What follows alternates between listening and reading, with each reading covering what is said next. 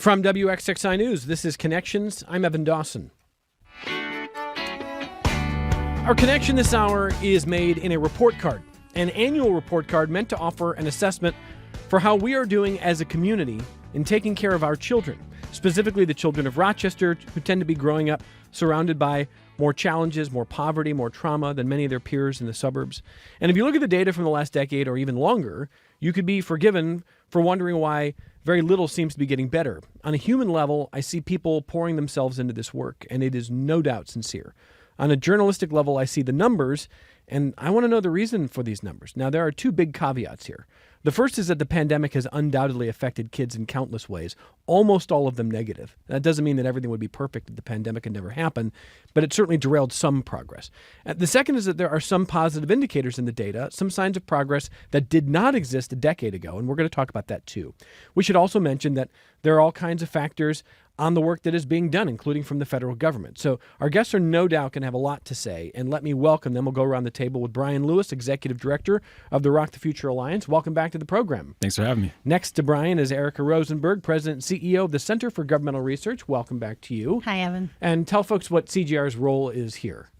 We consult on pulling the data together and giving an accurate and contextual picture of how kids are doing. Well, thank you for being here. Yes. Across the table, let me welcome back Toyin Anderson-Smith, a parent, a family partner for the Rock the Future Alliance. Nice to see you. Thank you for being here. Thank you. And next, Toyin, is Jayana Willis, who's a 10th grade student at Our Lady of Mercy. Nice to see you. Thanks for being with us. Nice to meet you. It's good to have you right here in studio with us, and I hope you're enjoying it. It's break week, I think. Yeah. Yeah, we got more students next hour. Nothing like coming into a radio show for break week, but a lot to talk about here. And I just want to ask Brian to kind of set the stage for us for what the purpose of this mission is, what this report card's all about. The official release, by the way, is a week from today. That's right. The 13th annual State of Our Children report card comes out next Thursday, February 26th, and there is an event at the Theater at Innovation Square. You want people to go to that? We need people to be there. Okay. Everyone in Rochester should be at this event. We want to sell it out. Everyone in Rochester. Because we have a vision of a cradle-to-career system in Rochester that's transformed. And we know that to get there, we need everyone to play a role. It's not just the educators. It's not just the nonprofit leaders, the parents, the youth. If you are a concerned citizen, if you're a business leader, if you want children in Rochester to be successful, this event is for you, and Rock the Future is the organization for you. So 1:30 in the afternoon. It's going to run to about 4 o'clock, yes? That's correct, yeah. That's at the Theater at Innovation Square. And if you want to register, how do people do that? They can go to our website, www.rocrockthefuture.org. So I said before the program to Erica Rosenberg, who's one of the really smart data people in this town. Thank you. Well, I mean, that's the job, right? And data without context can be dangerous. Yes. So it'd be easy for me to look at this report card and go like, whoa. And I did. I look at this and every year I go, oh my. Yeah. But we're going to add some context here. Overall, is there a 30,000-foot view that you take a look at this and go, okay, it's about what I expected. Okay, it's worse than I expected. I'm troubled. I'm concerned. I mean, how do you see it? Yeah, definitely mixed. I would say there's a lot of stability in the data and small changes, and certainly we're at a lower level on most of the indicators of achievement and status than we want to be. And like you alluded to, Evan, the larger context for that, of course, involves many things, but certainly higher poverty in the city of Rochester is part of the larger context. The really devastating impact of the pandemic society-wide, but I would say particularly on students in the city of Rochester, is part of the context. The federal government's attack on a lot of urban areas and on a lot of marginalized populations is part of the context as well. So, you know, what we see in the data are some things that are stable, that are good, like participation and access to pre-kindergarten programs. You know, that's remained pretty available. We see some stability in kids' readiness for kindergarten, which is not really all that positive because we're at less than half of the kids coming into kindergarten are assessed as ready for kindergarten. Those are kids who are arriving at kindergarten? Correct. And assessed whether they're ready for that or not? Correct. And it's just under half? 45%. Okay. Yeah. Yeah, and that's really stable. It's been that way for quite a number of years. So that's definitely something we need to work on and see more of an upward trajectory. When we get to third grade reading, which of course is a really pivotal milestone, our kids reading on grade level by third grade, we actually do see some improvements. There's been upticks in that level. So we're at 19% now at third grade, which is up from 11% a few years ago. But obviously no one is satisfied with that improvement, right? That needs to be a lot higher. And that's what Rock the Future is all about. When it comes to something like kindergarten readiness, or really all of these numbers, Yes. the last decade has been marked by a lot of effort to get more kids into programs starting at age 3. Yes. 3, 4 years old. So could it be that that will bear fruit in another decade when a lot of these kids are now going to be in high school? You hope that you're starting to see the impact, or should we be seeing better results now because of that? I mean, my opinion is, we'd want to see better results now. Yes, we have things in place that we expect to help in the future, but those things have been in place for quite some time. And so we really need to, as I think the message is going to be at the State of the Children event, we need to double down, and get more serious about interventions, supports, investments in programs that are really proven to make a difference. I mean, pre-kindergarten is wonderful, but a lot of times the very positive effects that are discussed regarding pre-kindergarten are for programs that are much more intensive than the kind of programs that we have available to most children in the city of Rochester. Okay. And one other question for Erica before we'll dig into some of the data, but a lot of this conversation is about what is the work that's actually happening? I mean, Brian and the team will have a lot to say about that. Yep. And I said at the start here, I mean, from the human level, I have never questioned the intention and the effort, and the challenge is huge. We know the challenge is huge. I look at this, Erica, and I say, I'm worried about everything. I'm really worried about boys. I mean, like, most of the data for boys is pretty shocking. That's right. What's going on?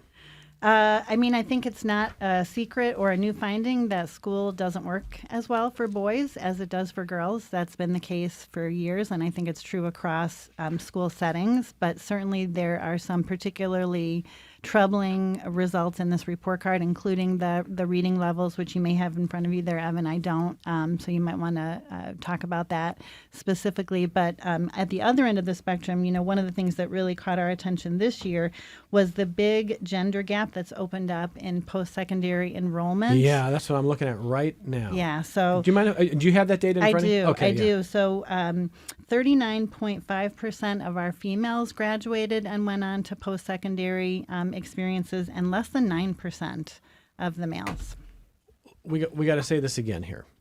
In the most recent full year data, just under 40% of graduating young women were going to college, and just under 9% of young men were going to college. Right. Certainly very troubling. I do want to add the context that this doesn't include young men who may be going on to non-college good experiences like technical programs, like trades, things like that, which are, some of the best career opportunities around, right? Yeah, sure. But the really helpful part of this data is it's not just 1 year. And I want to read the last 3 years, because then I'm really puzzled. 21, 22, so the first full year kind of coming out of the pandemic, 38%, and this is very small type for a man who doesn't read well, my eyes, 38% of girls, young women, going to college, just about 30% of boys and young men. So 38 and 30. So girls and young women are clearly pursuing higher ed more than boys and young men every year. But here's the gaps, 38 and 30 in 2022, 40 and 31 in 2023, right? 39 and 9. Yeah, there's a real what happened? Bottoming out in that last year of data. So I think we have to see if that persists for a year, right? Another year. As opposed to just being an outlier? It could be. I mean, it could be. We just won't know until we have more data and to see if it persists. Brian Lewis, did that number pop to you? What's going on there? It did, and one of the things that we know, because we're fortunate to be connected to a national intervention called Strive Together, a national network that looks at not only these lag indicators, because these are a snapshot of the past. And so we're looking at a year ago, sometimes more than a year ago. And so unfortunately, we can't act as a community on lag indicators. But there are certain lead indicators that help improve the lag indicator. And so the FAFSA, for example, is one of the lead indicators that helps us understand, how do we improve college enrollment? And we're fortunate that in Rochester, we have a great organization called Rochester Education Foundation. They convene through Rock the Future Alliance and as partners with us, something called the RCAN, the Rochester College Access Network. And with multiple partners, including Rochester City School District, so many of our philanthropic partners, we have seen an increase in FAFSA completions over recent years, right? And so, again, if we're looking at that lead indicator, we can hope that if we can keep improving the FAFSA completion rate, we can get to an improvement in college enrollment rates, because national data tells us that that's true, and the fact that it is young men should stand out to us, and it can help inform our partners to think about how are we engaging our young men in conversations about college enrollment if they're not being talked about that already. Yeah, so a couple more things on that before we move on to some other subjects here. Brian, if that number doesn't really meaningfully change, if we get a repeat of that, if that starts to look like where things are, can our city survive having less than 10% of its young men and boys going to college? We can survive, but we won't thrive. Right. So Rochester has survived a lot, and I think if we zoom out, one of the larger stories of not only Rochester, but the nation is a story of economic immobility. And so in the 1940s, a child that was born had an 80% chance of being more upwardly mobile than their parents. By the time I was born in the 1980s, it was a 50% chance. And a child born today in the city of Rochester, especially in the lower income zip codes, has less than a 40% chance of being more upwardly mobile than their parents. And so these are national trends and they have local impacts. And the work that we're doing is to try to reverse that and to say, if we can make sure children are kindergarten ready, make sure that they're reading at grade level by third grade, doing math at 8th grade by grade level, graduating high school, this is how we reverse those trends. And so we've seen worse than this historically. And that does kind of bring us to the event, Evan. We're really proud to be bringing Tulsa, Oklahoma into Rochester to learn from them. Folks may be familiar with Tulsa because of Black Wall Street, which was a place of thriving business that was decimated by something called the Tulsa Race Massacre of 1921. Just a few years ago, Tulsa elected its first Black mayor, Mayor Monroe Nichols. Crystal Reyes, who is the deputy mayor serving in the Monroe Nichols administration, is going to be here. And she's the first Latina deputy mayor of Tulsa. Along with Ashley Phillipson, which works with Impact Tulsa, which is part of that national Strive Together network that I talked about. So we have a chance to learn from Tulsa and how they're letting the past inform how they can improve work today and work across systems. And we in Rochester have a similar story, right? We have like Clisha Street, right? We have these other histories of places where policy has not been informed by people most impacted. And we do have an opportunity to turn the needle and turn this around. The last thing on this big disparity in graduation or college attendance. I mean, every time we talk about it, someone makes the point, and it's a good one, that students don't have to go to college to thrive. And these days, there's a lot of questions about what jobs are going to be in the future anyway. Mm-hmm. So I get, there's a lot of sense in going into the trades. But I don't look at this and go, well, that huge gap is just boys and young men going to the trades. That's got to explain all of it. I don't think it can explain all of it. I don't think anybody here thinks it can explain all of it. One thing, if I were on the team, I would be doing this. I'd probably, and this is me being clumsy, but I'd say, here's a hypothesis. This is data from the end of 24. And that means that when the pandemic hit, mm-hmm. boys and young men, from what I have seen, again, as a layperson, everyone in their teens was affected. Everybody was affected, but teens were really hit hard by the pandemic, and boys and young men even harder than girls and young women. And so now we're starting to see what some of that poison fruit. And my fear is that is going to be closer to more of a fixed number, or maybe it is the outlier. I don't know. Does that come up? Do you talk about stuff like that, Brian? Yeah, that's exactly what Rock the Future does. So what we do is we convene change tables, and we mobilize both context and content experts. So folks like Erica at CGR who understand, quantitatively what's happening, and folks like Toyin who understand qualitatively why this is important as a parent of children here in Rochester. And we bring that wisdom and that knowledge together to get to rapid root cause analysis. Because like you said earlier, Evan, it's been often said it can take 8 to 10 years to shift systems and improve outcomes. We don't have the privilege to wait. Our children can't afford an 8 to 10 year timeline. We need to get to quick root cause analysis. The way we do that is by bringing together content and context experts to rapidly get to solutions and to mobilize initiatives that are cross-sector to address these issues in real time. So these are the kind of questions we ask at our data advisory team meetings that happen monthly. at our high school graduation outcome teams, at our Rochester College Access Network meetings that happen monthly as well. So this is exactly what we do. And again, the call to action for anyone in the community who wants to be a part of that conversation is these are not just the parents' problems to solve. These are all of our issues to resolve and address, because these are the issues of civic infrastructure and engagement in Rochester. This is how we build economies, right? Is through supporting children to be successful. Last bit of data that we're going to talk about is, because Erica talked about ELA and proficiency, let's talk about 8th grade math. And if you just look at 8th grade math proficiency, all students by gender, those numbers alone, if you don't look at this every year, it's going to shock you. And this is the only place I've seen boys doing better than girls. So the boys are just under 6% proficient in math in 8th grade, 5.9%. Girls, 2.0%, 2% flat. And interestingly, the boys, that's a jump up for the boys pretty significantly. It's not a doubling, but it's something like a 70% increase improvement for boys year to year. So up to just about 6% proficient. And for girls, it's a number that fell by half, down to 2% proficient. But either way, 1 out of 50 girls is proficient. So all these numbers are way too low, right? That's hard to look at. Of course. That feels tragic to me. It does, but don't forget that stronger students are not taking that exam. They're taking the algebra exam, the Regents algebra exam. So the results on that are much better. The latest figures for actually 24, 25 is half of the kids in Rochester who took the Regents algebra exam passed it. They were proficient on it. So again. And that doesn't show up here? It does not. Okay. It's a separate chart. Okay. So I don't want to discount your point because no, this is why I want to talk about this. I all want those the context. all those other kids that did not take Regents algebra and did take the state grade level exam and didn't pass it are in real trouble, right? If they don't get up to the level that they need to go, that has serious implications for the rest of their high school career and for post-secondary, certainly college. Not that everybody is going to be a math scholar, right? But this is kind of a, I don't want to say super basic, but it's a foundational kind of level of knowledge that's being assessed. So it is very important, but you really have to look at both pieces. Okay. Do we know what the population is of students who wouldn't be reflected in that? We do. It's Okay. about a third. About a third of the students? Yes, are Okay. taking the Regents algebra. So don't look at this and do what I do and think 1 out of 50 8th grade girls in Rochester is proficient at math. That's not correct. Right.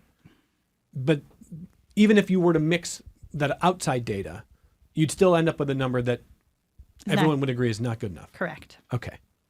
All right. And Brian, overall, why do you think girls tend to be doing better than boys in a lot of these metrics? I think like a lot of things is systemic. So, we know that identity plays a role in a child's life from birth to career. And that's why we have this cradle to career model. And it's really important that our system partners, and when I say system partners, I'm talking about, of course, educators. And we talk a lot about teachers and educational leaders, and we talk about these kind of outcomes. But unfortunately, that's not the place where understanding needs to end. We also need business leaders and understand the differences in development across gender and across race.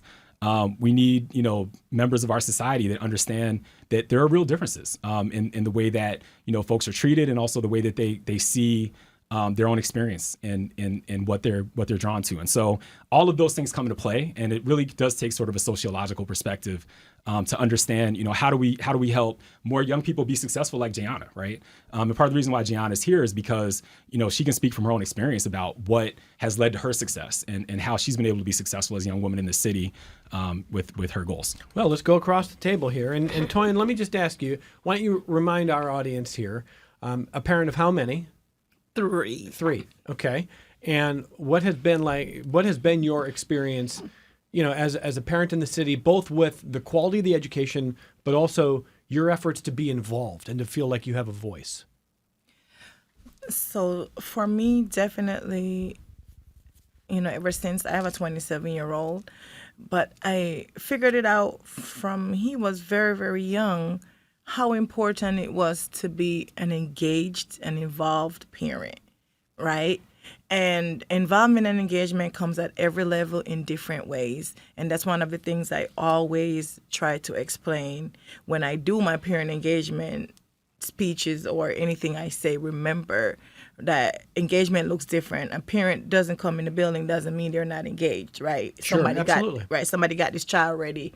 Homework was done. They got here, right? So I just knew it because I'm being honest. I saw how differently my children were treated because they saw me, right? But I would always ask, not for special treatment, if not for all, not for one. But I also knew truly how important that was. And I mean, coming from Jamaica, that's where I was educated after up to high school. And I saw what community looks like, right? Our teachers were from the same, everything was community based, right? So I tried to build a community as best as I could and be engaged with my children and do the additional work that you can't necessarily get from school. So I've always ensured that I show up as much as I can and show up for parents and caregivers who are not in the capacity right now to do it, because every child in Rochester deserves the best education. So we do have parents, like I said, whether for work or whatever trauma they're going through, but your children deserve the best. And as we look at these numbers, they are crazy, ridiculous, and low, right? And the question as a parent, like, what do we need to do as a community, right? How do we get everybody? Because it's not only a parent's problem. It's not a school problem. It's a community problem. But I do, as a parent, my due diligence in ensuring that I take part in what happens for my children and other children too, because they all need support. Why do you think the girls of Rochester are doing a little bit better than the boys? Well, I think, once again, if you look at the data, because the failing is not just one thing. There's poverty. But a lot of black and brown boys, if you probably check attendance, they get more targeted, and probably a strong word, more likely to get suspended. You know what I'm saying? Than their other counterparts. So we could start by looking at, are they in classrooms or are they outside of classrooms? What others deem, for especially black and brown boys as them doing extra stuff in a culture for us is the norm, but they get singled out. So that I start there. Like, what are we not doing for them? How are we not meeting their educational needs? What else do they need to learn that we are not providing today? Because if we're still doing the same thing that hasn't worked for 40 years, we're failing them. Yeah, and briefly, let me just ask if Brian or Erica want to jump in. I mean, again, not my expertise, but we've had plenty of conversations over the last decade, especially in the city of Rochester, about restorative practices, about different approaches to discipline, about concern about suspension rates, about contextualizing suspension rates across this county and looking at racial disparities. I mean, there's been a lot of analysis. I don't know if your view, Brian, is that the city of Rochester, RCSD, has implemented enough to say discipline's important, but this is fair, or it's in a better place, or if it still has some room to go. I want to give the Rochester City School District a lot of credit. There is a restorative hub, and restorative practices are being embraced by the district right now. And we're taking steps to understanding exactly what Toyin just laid out. How is it that exclusionary discipline creates disproportionate impact? And that's one step, and that's important. But we as a state have a long way to go. Our partners at the Children's Agenda are working on a bill called Solutions Not Suspensions that would bring this to the state level and bring it to policy. And so, part of what Rock the Future does is, and Toyin expressed it so well, is say, to do this in a classroom is powerful and important. To do this in a set of classrooms is even better. To do this across an entire district is even better. What does it look like to bring this to scale to policy? Because when we look at a lot of these outcomes and these conditions that exist, the chronic homelessness, the student homelessness that exists in Rochester, for example, this happened because of policy failings over years and generations. And so it is going to take bringing in the perspectives of people who have been impacted to shift policy. And we have great partners like the Children's Agenda and others who are saying, we need to get involved in policy to shift this and to have impacted people, make this something that is a thing of the past, but it does have to be done at scale. Every time we have this kind of conversation, someone emails me to say, you should be shifting policy, but you should be going in the other direction. What young people, particularly young boys and young men, need is more structure and more discipline, not a softer approach. What do you think? The two are not mutually exclusive. So, and I take this, really as something that I'm really passionate about, because I have a background in restorative practice, but I also was that kid that got in trouble all the time in high school. And so the thing about restorative practices is that, the first concept is that it acknowledges that harm is done. And so, when a child is engaged through a restorative practice process, you're acknowledging that harm is happening either, by behaviors of that individual child or by the system, often by both. And you're dealing with that treatment on an individualized basis. Part of the reason why we named this event this year Scholar by Scholar, Evan, is because we know that I can tell some powerful stories about my experience and how restorative practices help me go from being a troubled student to an executive director. And I could tell 20 other stories like that about other young men in the city of Rochester.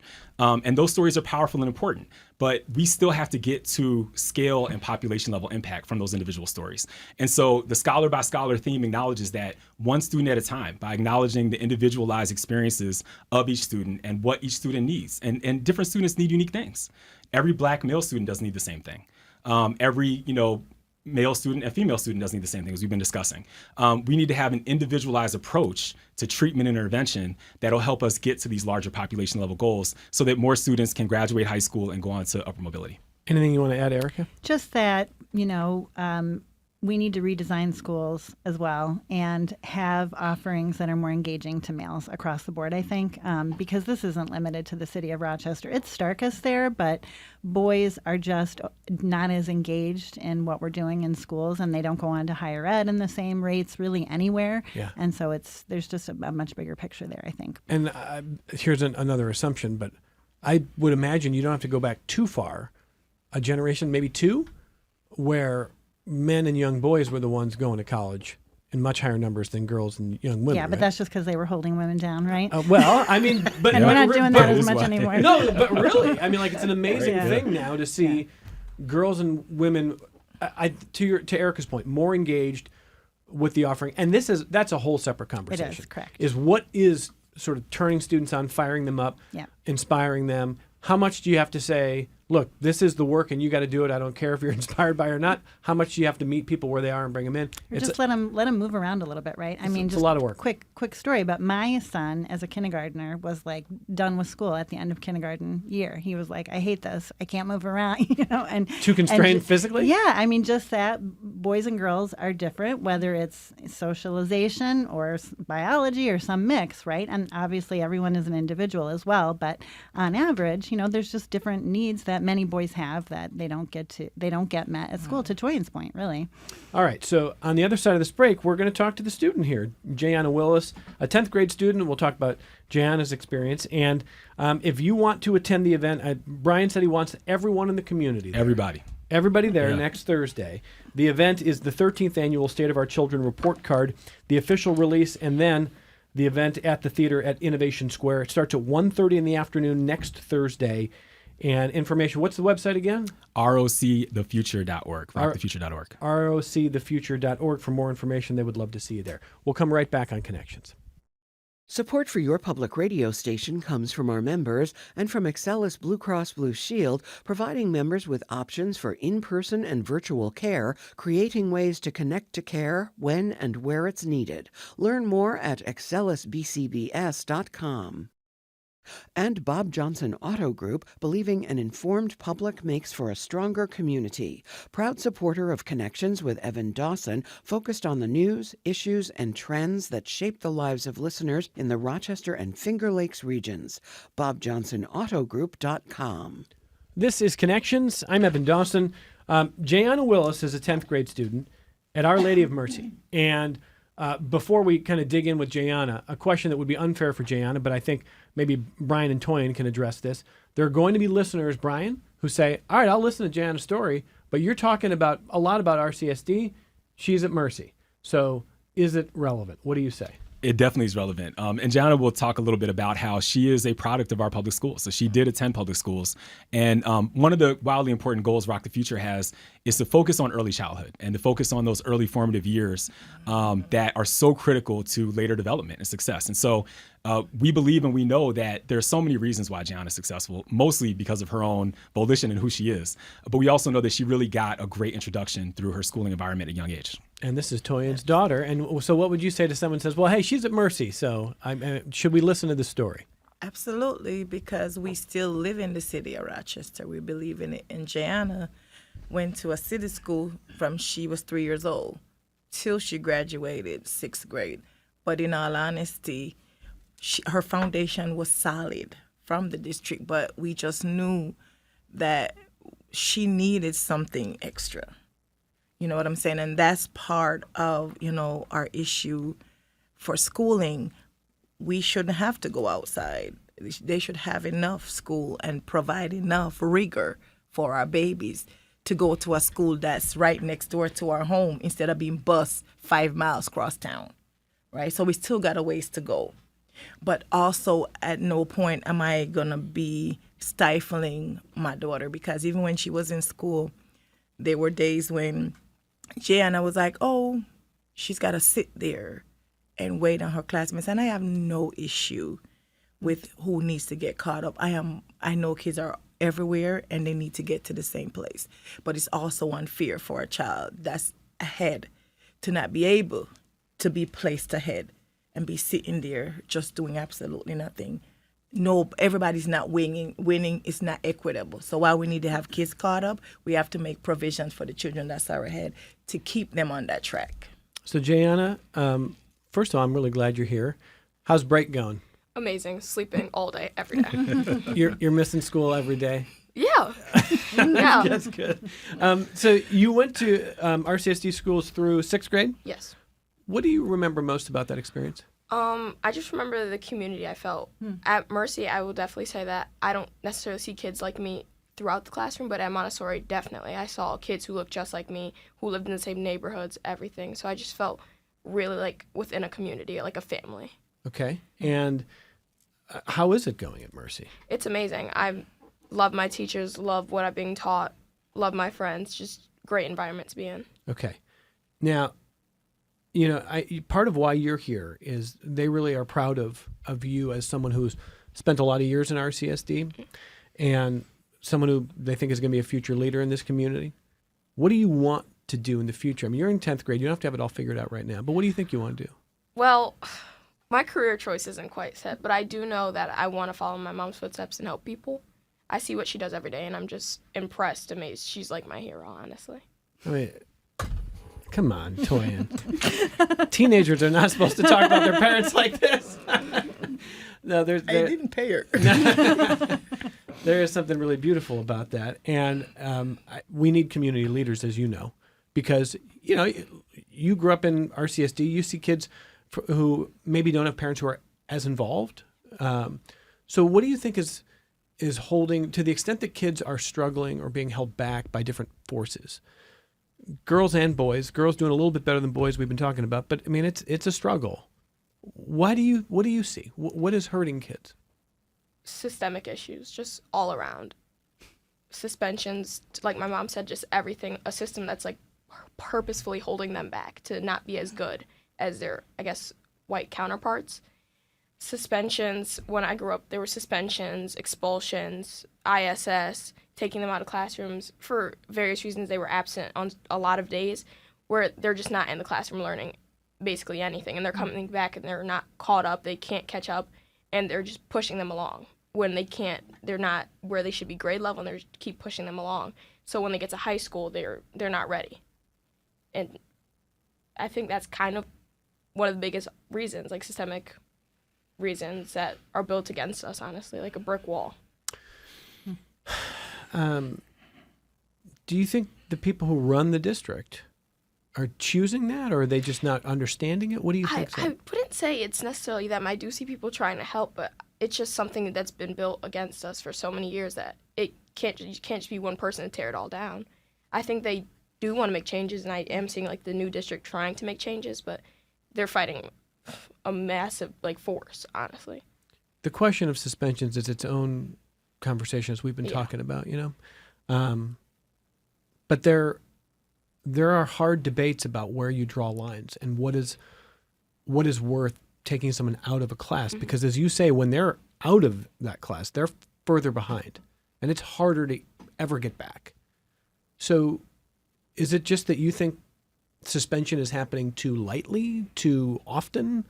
It's not justified? I think that students are being suspended without, I guess, nuance or even care. That it's just easier to just get them out of school and not have to worry about them than taking the steps that it is to, like, I guess, reform them and help them. It's just easier to just send them home and just not care about them, out of sight, out of mind.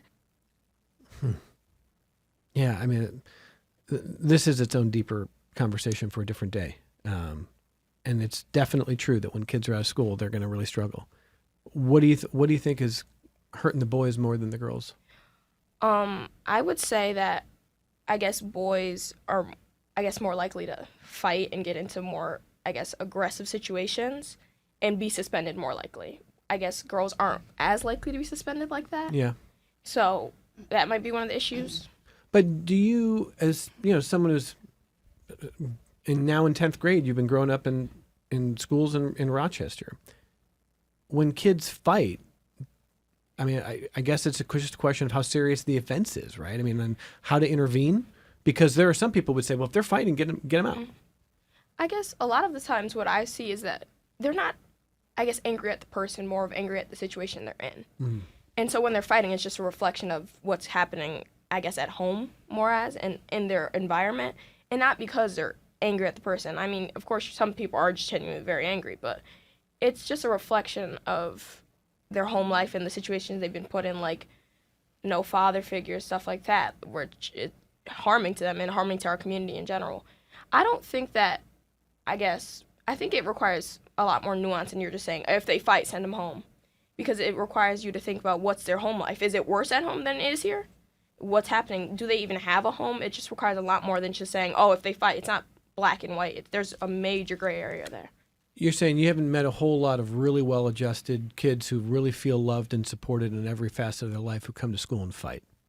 I mean, I guess no. I would say that when they have people who love and support them, like I've never thrown a punch in my life, and I don't know if I could take a punch. And that might be a reflection of who my mom is and how I've been raised. But your mom can take metaphorical punches. yeah, she's very capable. Let me also ask you, now that we're pretty far past the pandemic, how significant is that when we look at, we're trying as a community to figure out what this data means, where we are, what has hurt students? How bad was the pandemic? for me, I didn't suffer, but I did see other people. Yeah. Because sending kids home required them to have computers and internet, which some people just didn't have access to. And structure at home. Yeah, like it was just hard for people who lack the structure already to go in-person school to send them home, and they don't have that there either. You think kids were out for too long? I don't think so. I think that I guess we have never seen something like this in modern times, and Yeah, we didn't for know sure. how to react. I'm with you there. So yeah. I don't think we were out for too long, but I do think that it just was a bad situation for everyone, honestly. You know, you talk about this in ways that I wish more adults would. And I just say because we have to be able to look back at something that major of an event and say what worked and what didn't, what were the right decisions and wrong. The reason that so many people are afraid, I think, to do that is because immediately becomes political point scoring. You know, it's like, well, you were on the wrong team, or if you did something that was well-intended but didn't work, now you're bad. That doesn't serve anybody well. I mean, the data tells you a lot of stories that we can learn from if we're willing to show grace. You're showing a lot of grace in your response. I mean, who has time for who has more points politically when kids are Oh, suffering? Jayana, don't even enter the world of adulthood. I'm with you there. I'm with you 100%. And Evan, can I also say, Yeah. you know, not only is Jayana a future leader, she's a leader now. You hear the way she's talking. Oh my gosh, yeah. You know, Yeah. her and her Youth Leadership Coalition counterparts, this is what they do. They come together, they discuss mental models. This is what we're really talking about here. How is it that mental models that exist either reinforce or can help remove systemic barriers. And so clearly she speaks about this so well, and she does this with her peers. And a lot of her other peers are current RCSD students. A lot of her peers are also current charter students. They come together regularly and they not only discuss these things, but they mobilize action around it. And so young people like Jayana are making an impact in the city now. And I think it's just really important to say that and to lift up that example. One of the things that's going to happen at the event is we're going to award a youth leader, as we've been doing the last few years, because we also need to recognize and acknowledge brilliance and hard work and the wisdom and I love how you said the grace that so many of our young people exhibit regularly. Well, no, Jayana, truly, and I'm not trying to pander here. I'm really glad you're here. Your voice is really important this hour. So a few more things for you, Jayana. When you think about your future, as you said, it's unwritten, and there's a lot of different directions you could take. But in general, how do you think a lot of your peers think about how valuable college is or isn't? Definitely going to the RCSD school. Not to say college wasn't always a forefront for me, but it definitely wasn't a forefront for others. Not to say that they couldn't make it, because I knew a lot of smart people in RCSD, but it just financially wasn't an option for people. So it's like it wasn't even a thought as part of a future? Not really, no. I mean, we were in 6th grade, but I think in 6th grade I knew I wanted to go to college. It's out of reach. It seems very out of reach for people. It just seems like an impossible task. So on one side, there's the cost of it, and does it even have a reputation of being attainable? Yeah. Part of what you're talking about. On the second side is, does it get you what you want in life? Yeah. Do you think college can provide you what you're going to need for your life? Oh, I think so. I think that some things are just necessary. Like, maybe not everything I take out of college, but the experience will grow me as a person enough to say I'm ready for the adult world. So, for some people, it's just they can just give it up. It's just not necessary because they don't see themselves ever getting a professional job or anything like that. They just see this one life set for them, like what people have already told them what they can be, and they just see that just one path for them. And again, we've been talking about this, the difference in the girls and boys. A lot more girls from RCSD in the last year we have planning to go to college than boys. What do you make of that? I think that with just social conditions, boys are just kind of being thrust into more adult roles extremely early, and that they don't have the opportunity to go to college or don't, once again, see themselves in a college role. And more women are more likely to see themselves going to college and actually becoming something like a nurse or stuff like that, like, I guess, more professional roles. That is so interesting. That distinction is really interesting. Toyin, I know you're proud of her. Very. What do you want? What do you want for when she talks about college in the future? What do you most want for her? I just want her to be the best person she was born to be. And whatever that path in life takes her, that's why she's the way she is. Since this child was born, she showed leadership, I promise you. So I followed her lead her entire life. I've just been her biggest cheerleader. So she always comes, we have these conversations every day. What's important, what I'm going to do, what I'm not going to do. And every day right now it changes, right? Because I'm going to be a soccer star. No, I'm going to be this. I'm going to figure this. But I know she's still young.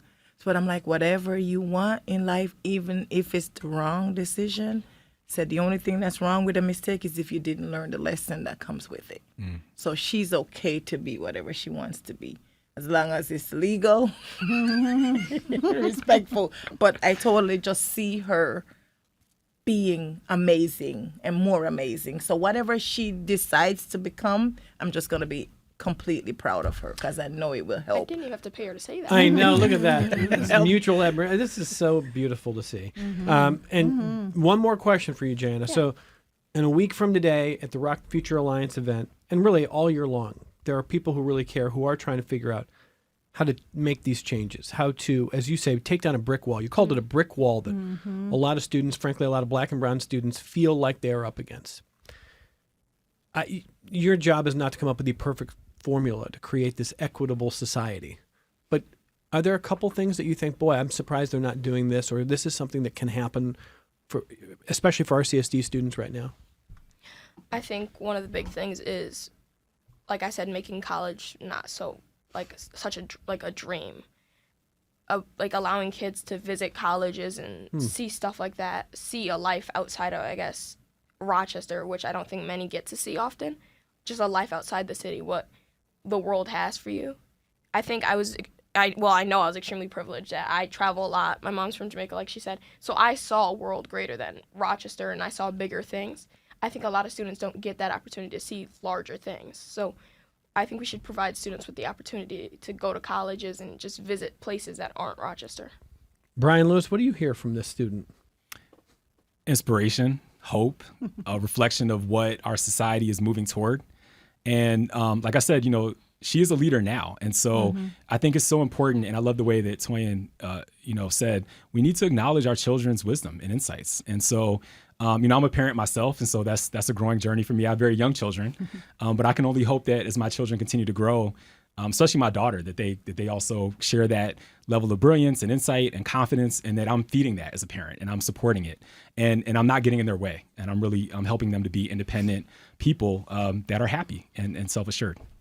What do you hear there, Erica Rosenberg? So I'm thinking about a long time ago, 30 plus years ago, when I came to Rochester, and my second job here was covering the city school district, and just how different the dialogue is around the problems in the city, which remain, although they have changed and there has been progress. I can guarantee you of that.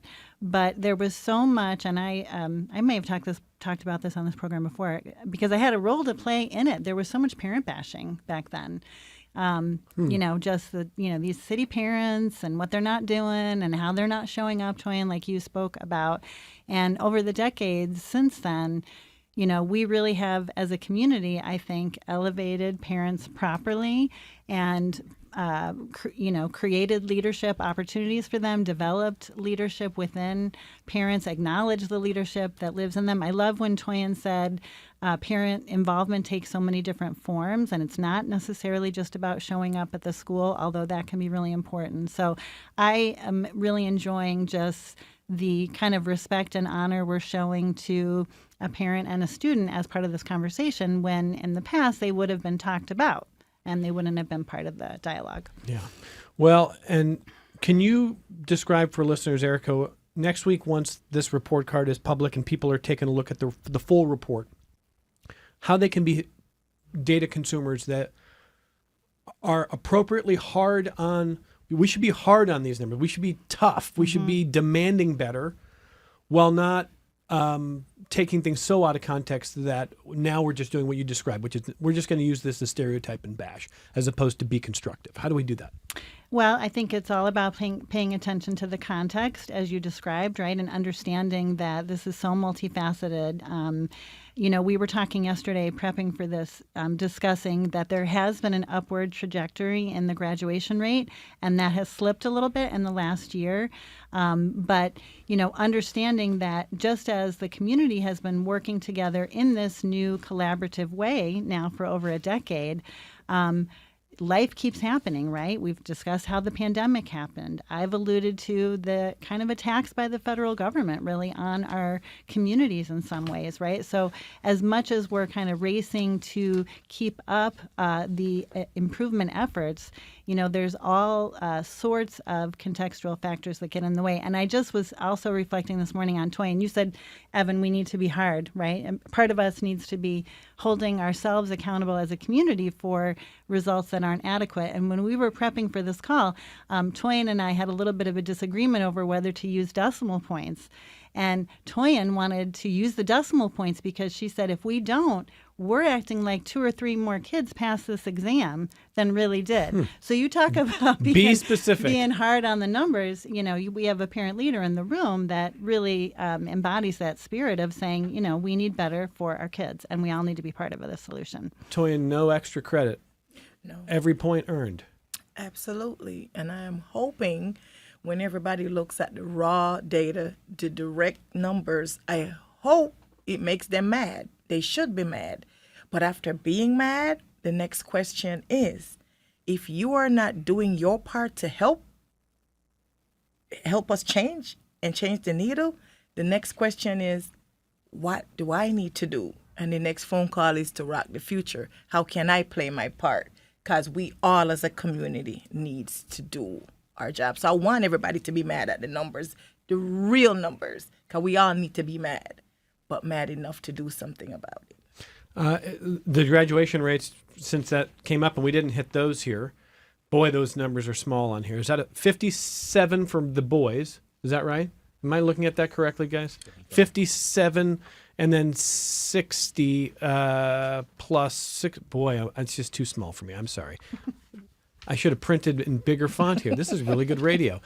Once again, more girls graduating than boys, but the disparity there is tighter than the numbers of girls all going off to college versus the boys. So that's interesting. And as Erica said, it is a 1-year pullback on a trend that had been, seen some improvement in the last decade. It's all going to be in the report that gets released in a week. And so we'll close with this, Brian. If people want to attend next Thursday, what do you want them to know? I want them to know that there's still tickets available, that they need to engage and get involved. And so like I said, this event is for everybody in our community, and we need to see you there. And we want you to learn from this event. Of course, there's going to be joy and laughter. There always is at Rock the Future events. We have dance and performance and young people's music. And so all of those things will be present. But we also got to get really serious about collective impact. And the only way we make collective impact is by engaging every single person in our community. Rock the Future, ROC, rockthefuture.org for That's more right. information. Yeah. Brian Lewis is the Executive Director of the Rock the Future Alliance. Thank you for being here. Thank you. Erica Rosenberg, the President and CEO of the Center for Governmental Research. Thanks for being here. Thanks, Evan. Toyin Anderson Smith, a parent, a family partner for the Rock the Future Alliance. Nice to see you again. Thanks for being here. Thank you. And Jayana Willis, I would wish you luck. I don't think you need it, and I really appreciate your perspective. Thanks for taking the time for us today. Thanks for having me. More Connections coming up in just a moment.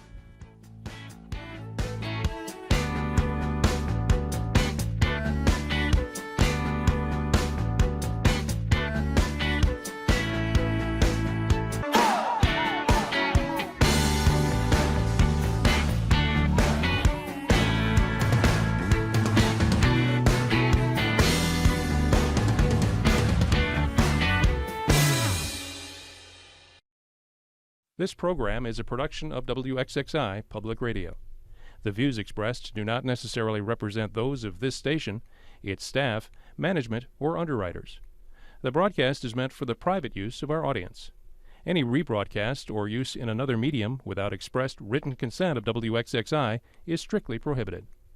Connections with Evan Dawson is available as a podcast. Just click on the Connections link at WXXInews.org.